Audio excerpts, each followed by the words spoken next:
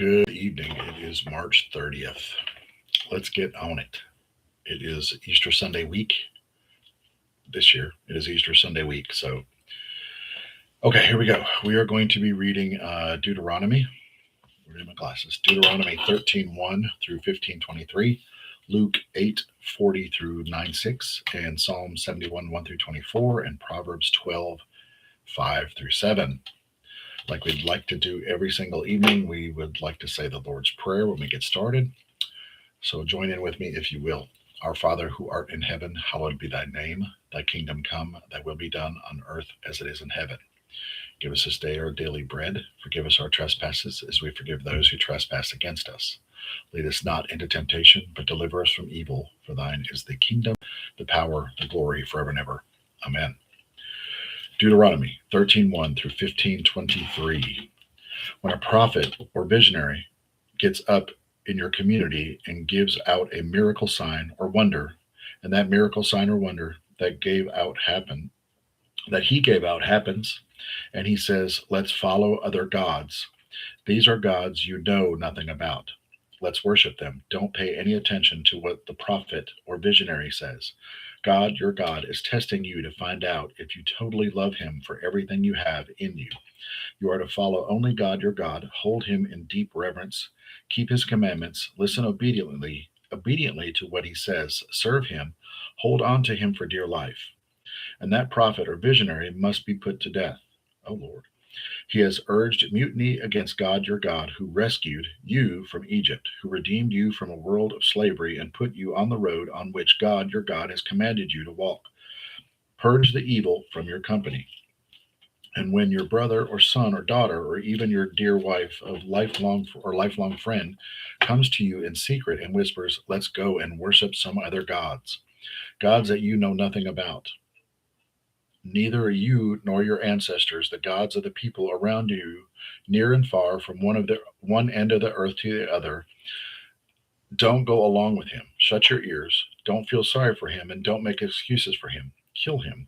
That's right, kill him." Remember, this is the Bible, y'all. This isn't me saying this. You throw the first stone. Take action at once and swiftly, with everybody in the community getting on the end. Stone him with stones so that he dies. He tried to turn you traitor against God your God, the one who got you out of Egypt and the world of slavery. Again, this is not me speaking. This is the Bible. So don't be doing what I'm telling you to do here. Every man, woman, and child in Israel will hear what's been done and be in awe. No one will dare to do an evil thing like this again. When word comes in from one of the cities that God your God has given you to live in, reporting that evil men have gotten together with some of the citizens of the city and have broken away, saying, "Let's go and worship other gods, the gods you know nothing about," then you must conduct a careful examination, ask questions, investigate. If it turns out that the report is true and this abomination did in fact take place in your community, you must execute the citizens of that town, kill them, setting that apart for holy destruction. The city and everything in it, including its animals, gather the plunder in the middle of the town square and burn it. Town and plunder together up in smoke, a holy sacrifice of God your God. Leave it there, ashes and ruins. Don't build on that site again, and don't let any of the plunder devoted to holy destruction stick to your fingers. Get rid of it so that God may turn from anger to compassion, generously making you prosper, just as he promised your ancestors. Yes, obediently listen to God, your God, keep all his commands, and I am giving you today. Do the right thing in the eyes of God, your God. You are children of God, your God. So don't mutilate your bodies or shave your heads in funeral rites for the dead. You only are a people of holy God, your God. God chose you out of all the people of earth as his cherished personal treasure. Don't eat anything abominable. These are the animals you may eat: ox, sheep, goat, deer, gazelle, roebuck. Don't know what a roebuck is. A wild goat, an ibex, an antelope, a mountain sheep. Any animal that has a cloven hoof and chews the cud. But you may not eat camels, rabbits, and rock badgers, because they chew the cud, but they don't have a cloven hoof. That makes them ritually unclean. And pigs don't eat pigs. They have a cloven hoof, but don't chew the cud, which makes them ritually unclean. Don't even touch a pig's carcass. This is what you may eat from the water, anything that has fins and scales. But if it doesn't have fins and scales, you may not eat it. It's ritually unclean. You may eat any ritually clean bird. These are the exceptions. Do not eat these: eagle, vulture, black vulture, a kite, a falcon, the buzzard family, the raven family, ostrich, nighthawk, the hawk family, little owl, great owl, white owl, pelican, osprey, cormorant, don't know what that is, a stork, the heron family, a hoopie, and a bat. Winged insects are ritually unclean. Don't eat them, but ritually clean creatures are permitted. Because you are a people holy to God, your God, don't eat anything that you find dead. You can, though, give it to a foreigner in your neighborhood for a meal or sell it to a foreigner. Don't boil a kid in its mother's milk. A kid is a goat, baby goat, if I'm not mistaken. It's not a child. So just making sure we're clear tonight. Make an offering of 10%, a tithe of all the produce which grows in your fields year after year. Bring this into the presence of God, your God, at the place he designates for worship, and there eat the tithe from your grain, wine, and oil, and the firstborn from your herds and flocks. In this way, you'll learn to live a deep reverence before God, your God, as long as you live.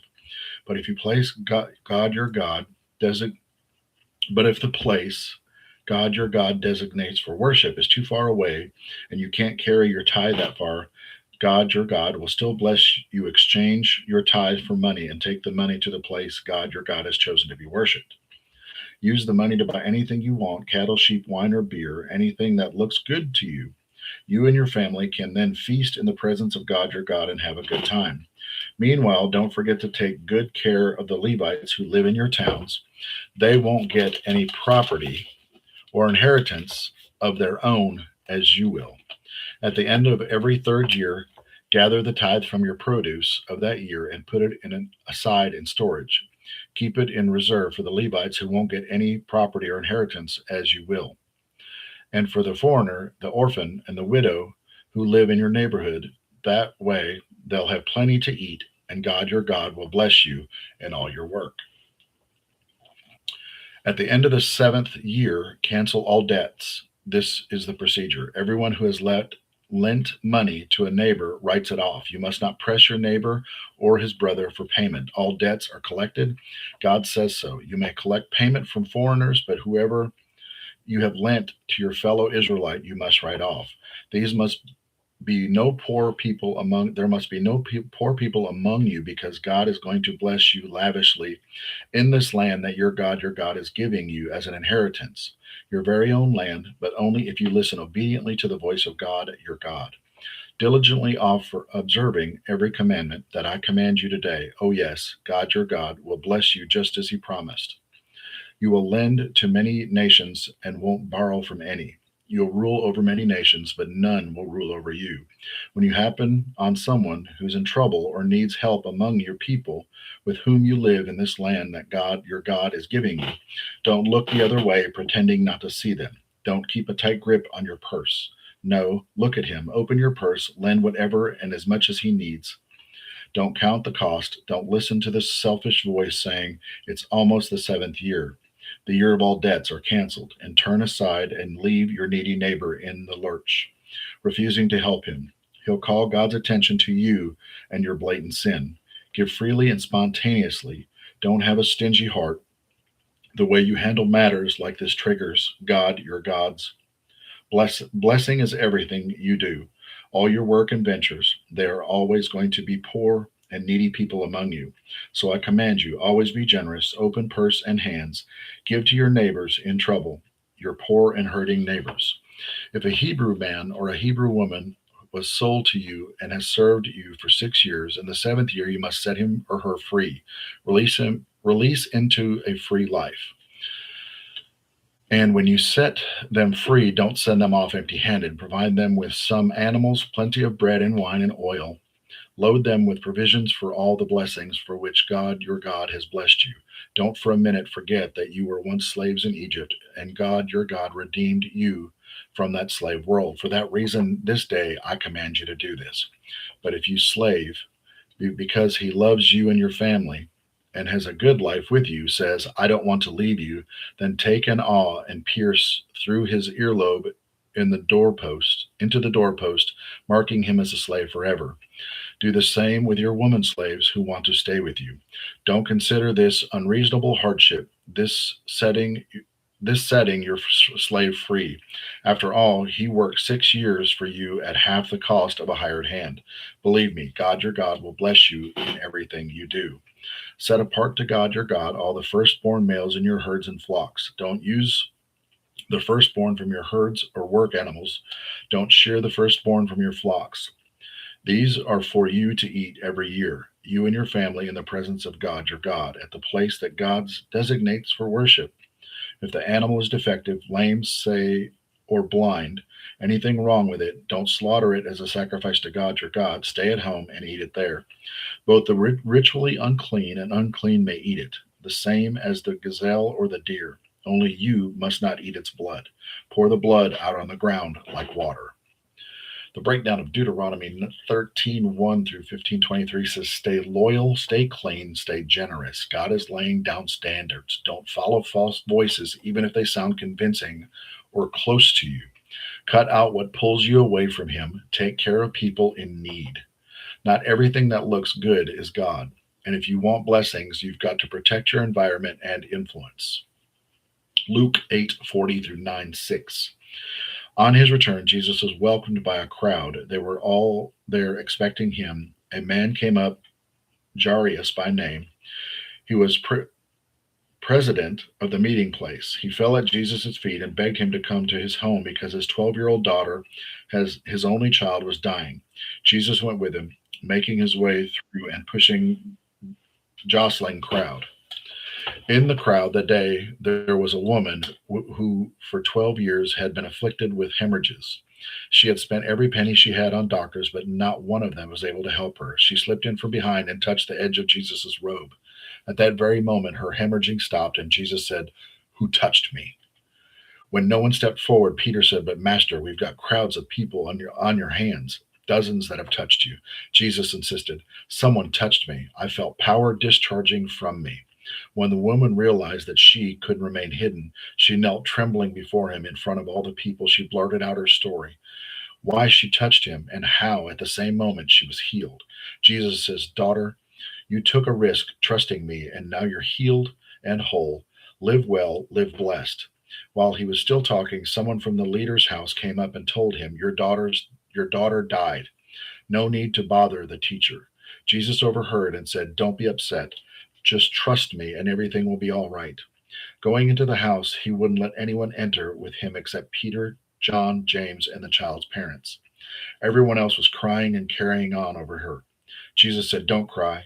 She didn't die. She's sleeping. They laughed at him. They knew she was dead.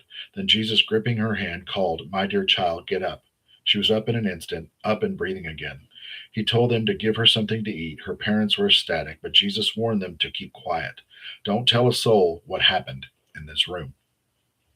Jesus now called the 12 and gave them authority and power to deal with all the demons and cursed diseases. He commissioned them to preach the news of God's kingdom and heal the sick. He said, don't load yourselves up with equipment. Keep it simple. You are the equipment, and no luxury inns. Get a modest place and be content there until you leave.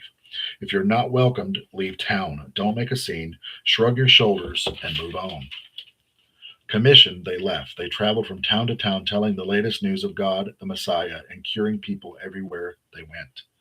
The breakdown of Luke 8:40 through 9:6 says faith activates power.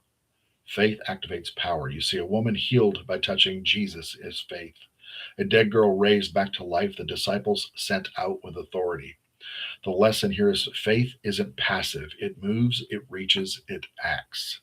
Jesus didn't just perform miracles, he delegated power. The same for you. Walk like you've been sent because you have. Walk like you've been sent. That's good. Psalm 71, 1 through 24. I run for dear life to God. I'll never live to regret it. Do what you do so well. Get me out of this mess and up on my feet. Put your ear to the ground and listen. Give me space and salvation. Be a guest room where I can retreat. You said your door was always open. You're my salvation, my vast granite fortress. My God, free me from the grip of wicked, from the church of the bad and bully. You keep me going when times are tough, my bedrock, God since my childhood. I've hung on for you from the day of my birth. The day you took me from the cradle, I'll never run out of praise. Many grasp in alarm when they see me, but you take me in stride. Just as each day brims with beauty, my mouth brims with praise. Don't turn me out to pasture when I'm old, or put me on the shelf when I can't pull my weight. My enemies are talking behind my back, watching for their chance to knife me. The gossip is God has abandoned him. Pounce on him now. No one will help him. God, don't just watch from the sidelines. Come on, run to my side, my accusers. Make them lose face. Those out to get me, make them look like idiots while I stretch out reaching for you. And daily add praise to praise.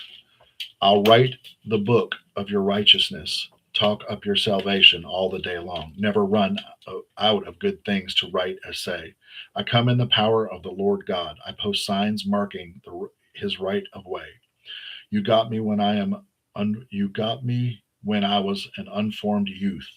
God, you taught me everything I know. Now I'm telling the world your wonders. I'll keep at it until I'm old and gray. God, don't walk off and leave me until I get out the news of your strong right arm into the world, news of your power to the world yet to come, your famous and righteous ways, O God. God, you've done it all. Who is quite like you? You made me stare trouble in the face. Turn me around. Now let me look life in the face. I've been to the bottom. Bring me up, streaming with honors. Turn to me, be tender to me, and I'll take up the lute and thank you. To the tune of your faithfulness, God, I'll make music for you on harp. Holy One, O Israel. When I open up when I open up in song to you, I let out lungs full of praise. Have you ever said the word lungs full before? I will let out lungs full of praise. My rescued life a song. All day long I'm chanting about you and your righteous ways. With those who tried to do me in, slink off looking ashamed. Ouch. That's true. Psalm 71, 1 through 24, confidence in every season. David is older here, but still trusting God. He basically said, God, you've carried me my whole life. Don't stop now. Amen. Your confidence shouldn't come from your situation. It should come from your history with God. If he's been faithful before, he'll be faithful again. Proverbs 12, 5 through 7. The thinking of principled people make the thinking of principled people makes for justice. The plots of degenerates corrupt. The words of the wicked kill. The speech of the upright saves. Wicked people fall to pieces. There's nothing for them. There's nothing to them, excuse me. The homes of good people hold together. The breakdown of Proverbs 12, 5 through 7 said, thoughts shape outcomes. The righteous think straight, the wicked think crooked. One stands firm, the other collapses. The lesson here says your life follows your thinking. I always say life and death is in your tongue, and what you think about, you bring about. Right thinking, right actions, a stable life. Wrong thinking, bad decisions equals destruction. Protect what influences you, activate your faith, trust God's track record, and discipline your thinking. That's how you stay dangerous in the right way. If no one told you today, I love you. I appreciate you. Like and share with your friends. Like I said, we're doing this Bible in a year. I've never done it before. I made it to May. And those of you that have been on, you hear this story just about every night. And I'm going to stick with it unless the good Lord decides to take me home before the end of the year. So I love you. I love you. I love you. You guys have a better than good night. And we will see you tomorrow. And tomorrow's the 31st. So tomorrow's the 31st. And then we start April. All right. Easter week. Think about it. The reason for the season. I love you.